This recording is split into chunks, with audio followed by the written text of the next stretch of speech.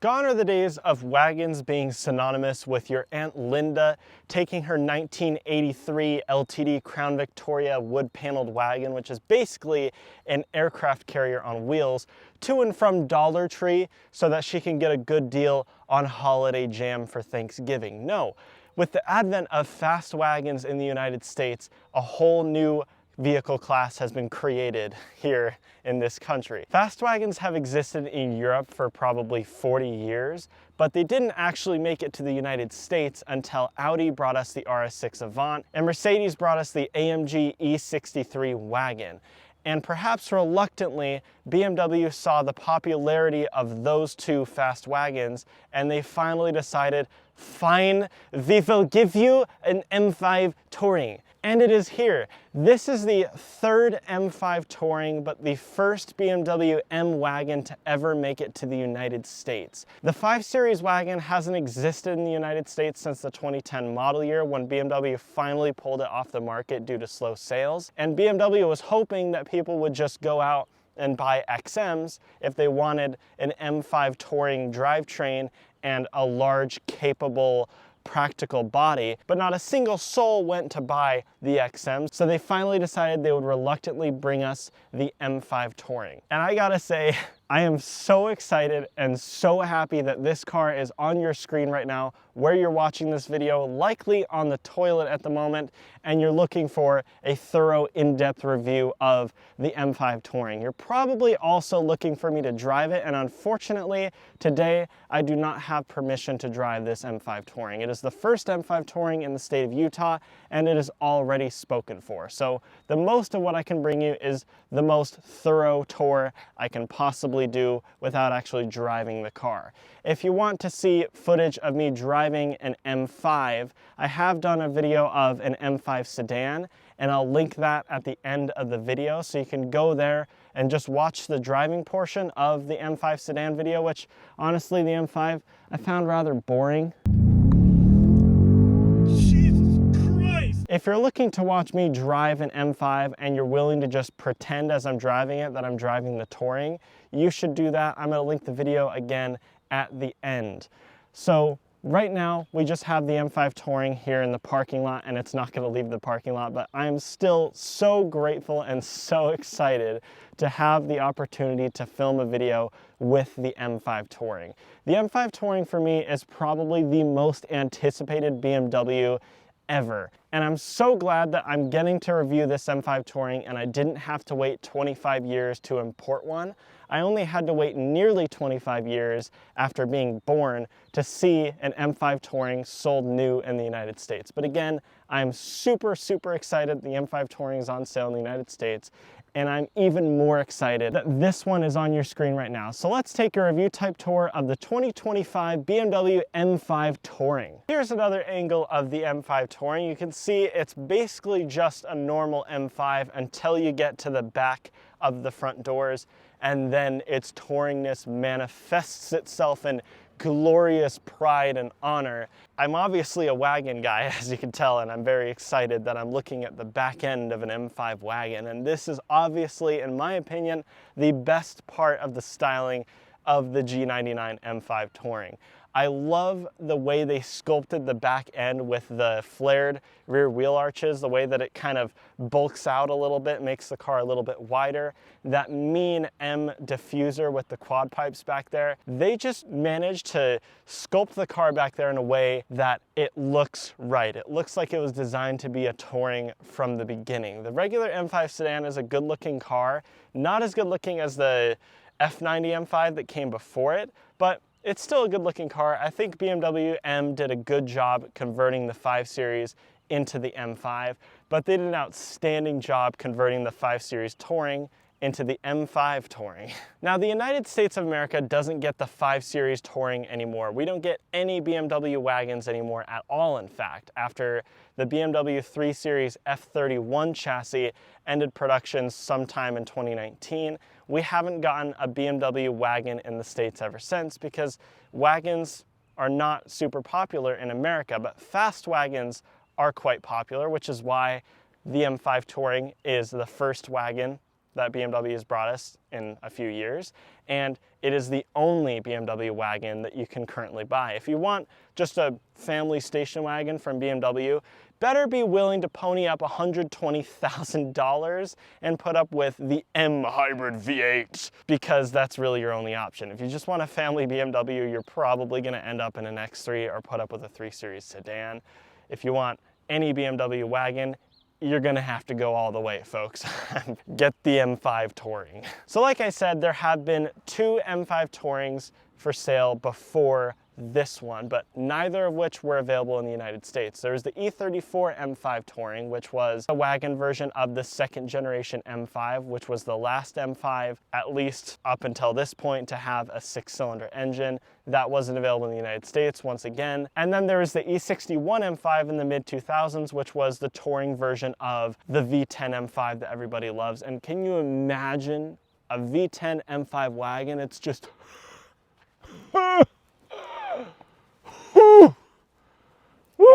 So there have been 2 M5 wagons before this one, but again, I've said it 1,000 times already. This is the first M5 wagon in the United States, and I'm a very, very excited young man standing here right next to one. So I have to say, when it comes down to styling, this thing looks absolutely gorgeous. The front end of the M5 Touring is shared with the M5 sedan, as I've already said. That's a bit of a weak point, to be honest. I'm not a big fan of the way they shaped the front end of this M5. I don't like this huge grille opening that's beneath the kidney grills. It's a bit of a weird trapezoidal shape, and I'm not really a fan of it because it makes the whole front end look a little bit odd. And of course, you have light up kidney grills, which is very sophisticated, isn't it? Because Mercedes does light up badges, and then the light up thing just took off, and BMW is like, well, we don't have an opportunity to put a large light icon around the BMW logo, so let's just do the kidney grills instead, which is pretty ridiculous. But yeah, overall the styling is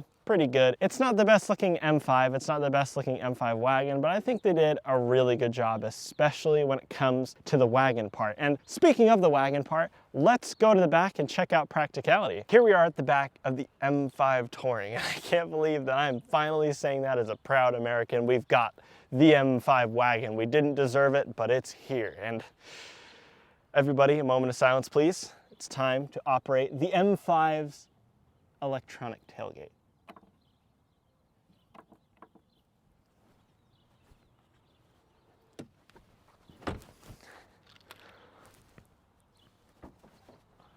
Oh yeah! M5 wagon, fellas, look at this. An electronic tailgate opens to reveal a vast, huge cargo area, which is important because when you're gonna be driving down the Autobahn at 200 miles per hour, 2 feet behind the Toyota Aygo that's in front of you, then you're gonna wanna be able to carry all of your stuff back here because you and your family are on your way to the Alps and you have to get to the luxury hotel first. You've got all of your luggage, all of your skis are on top. Everything that you and your family have as a worldly possession is stuffed back here. But is that slowing the M5 down? No, you're still doing 200 on the Autobahn, and I'm going a little bit crazy. Let's do this one more time. Oh yeah. Yes.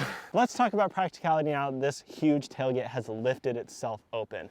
You look inside, and as you'd expect from a big station wagon that the M5 Touring is, you have a large, massive cargo area. It's super deep, super wide, and quite tall. And if it's not enough, you can pull on these 2 levers, one on each side, to release the backrests, and then the seats fold down on their own. You do have to put them back up manually by going to either side, which is a bit of a disappointment, to be honest, especially for this price point starting at $120,000, but good luck getting one for $120,000. It's still nice that you can fold down the rear seats if you need more room. You just have to go around to each side and put them back, which is a bit unfortunate.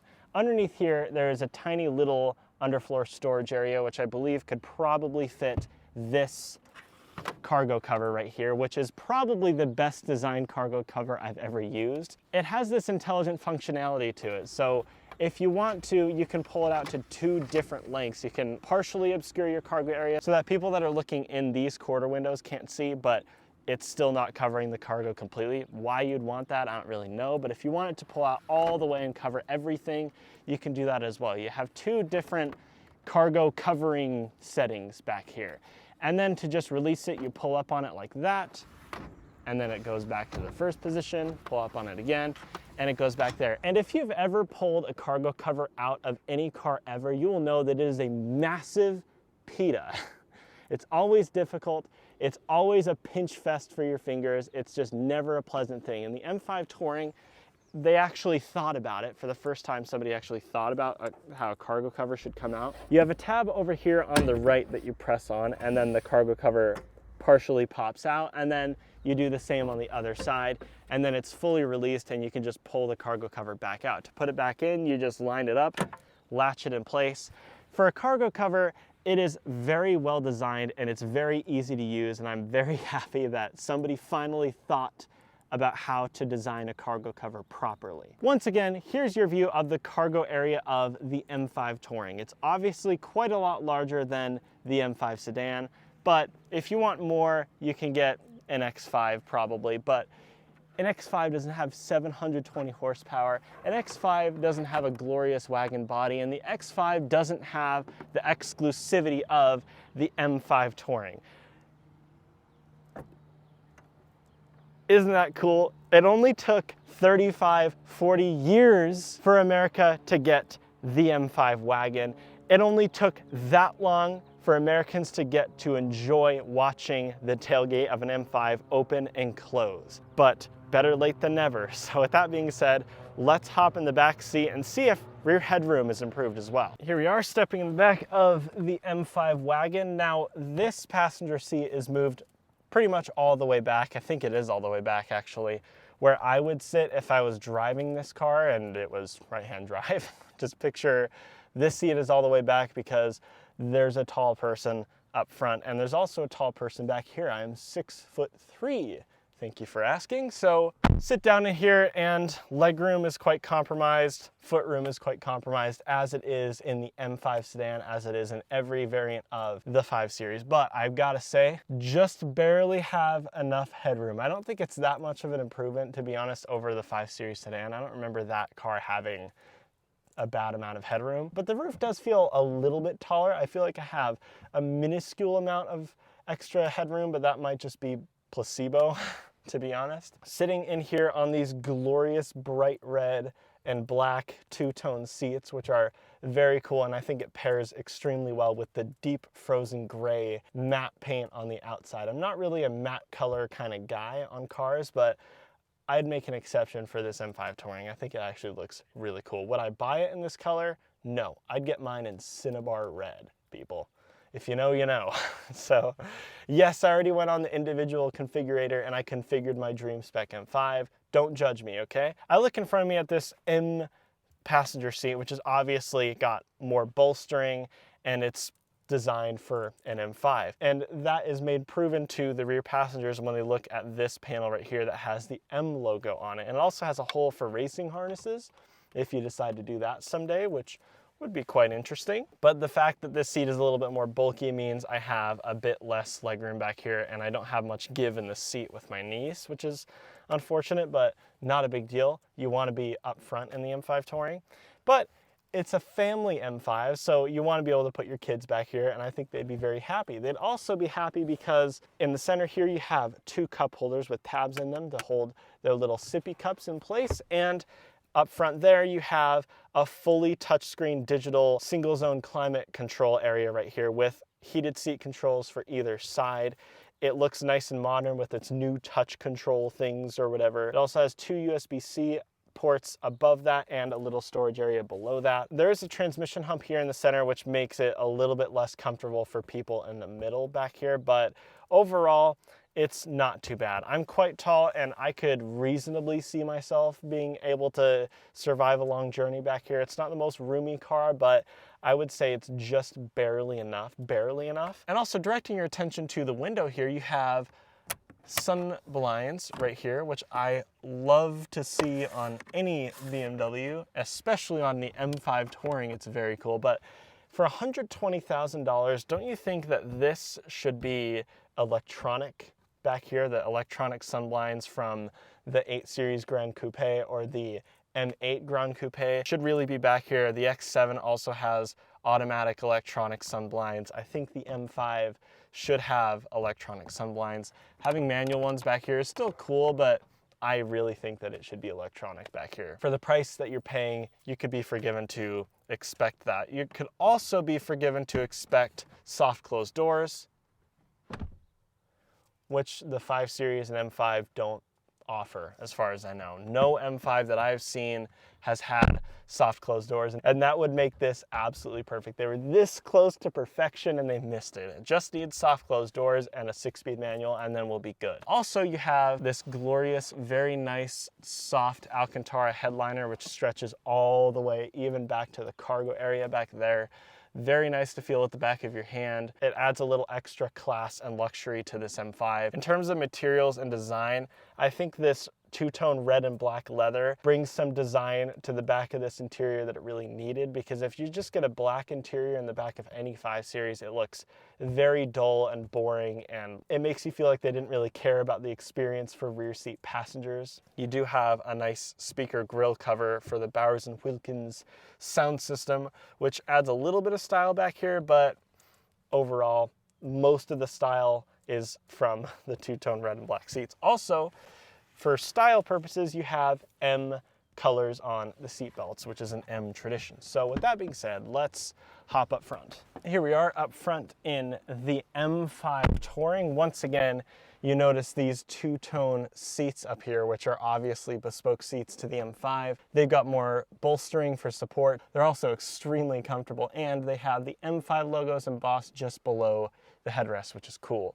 Let's hit the start-stop button, and it comes to life and reveals that this car has no gas in it, so it's restricted to electric-only mode. And when it is restricted to electric-only mode, you get a little warning that just popped up right there saying the fuel tank is empty, and it has a little turtle icon that's saying, "This car is going to be slower like every Audi." It's basically just telling you you don't have the full power output. Obviously, you have to take it to a gas station. And yes, fully electric. This M5 can drive around 30 miles on fully electric mode only, which I don't think matters to any M5 owners, to be honest, but it adds a little bit of usability and efficiency to the M5 that nobody ever asked for. I look around and I see carbon fiber trim right here. There's a lot of M touches everywhere you look. There's M colors stitched into the rim of the steering wheel. You have an M logo on the bottom of the steering wheel. You have M1 and M2 drive mode shortcut buttons, which we'll get back to in a second. You have an M logo in the freaking iDrive controller,